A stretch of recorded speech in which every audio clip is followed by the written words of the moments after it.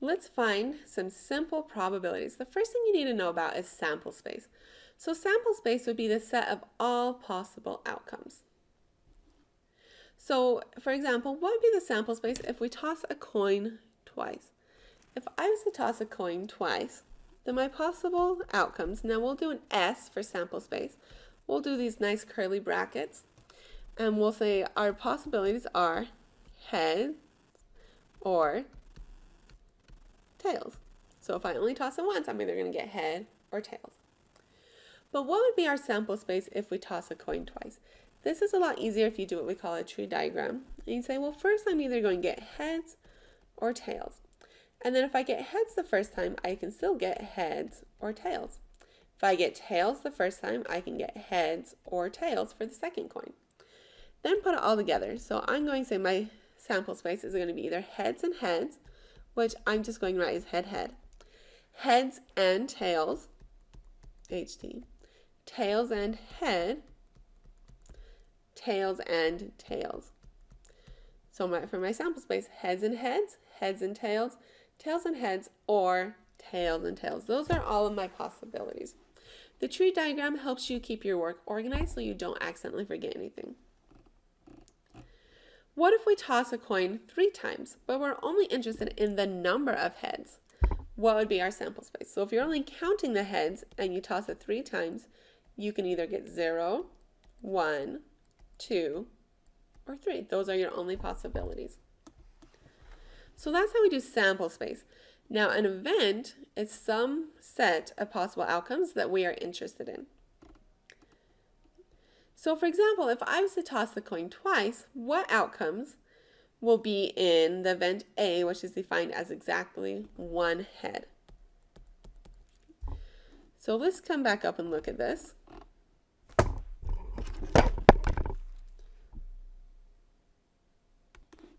So if we're looking at the event A, which is defined as exactly 1 head, sorry, let me hurry and erase this. Okay, so the event A, which is defined as exactly 1 head,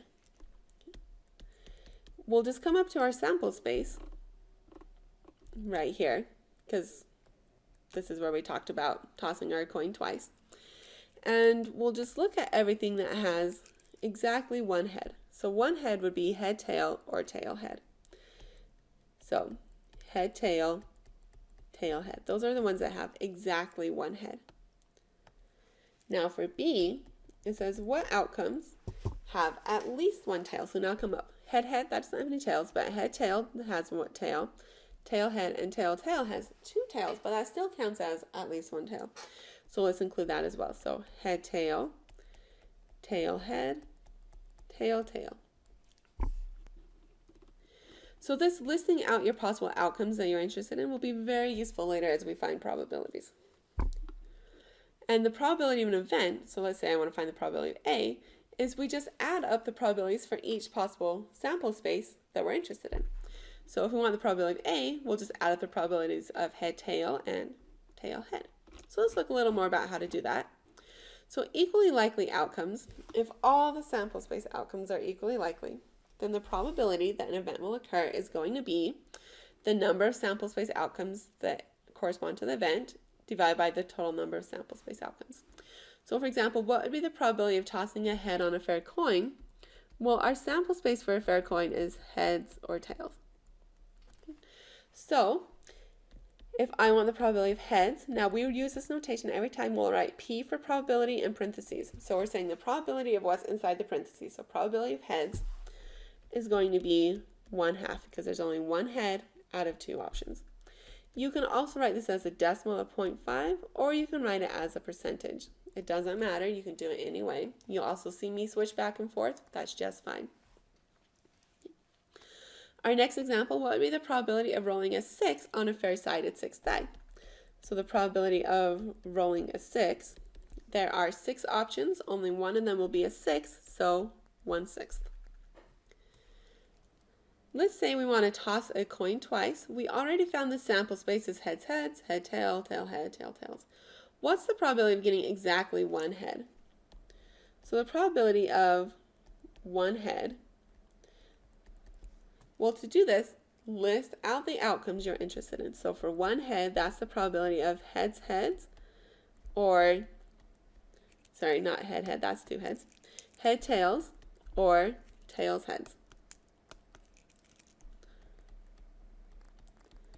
Okay, there are two, that's two out of a total of four, so 2/4.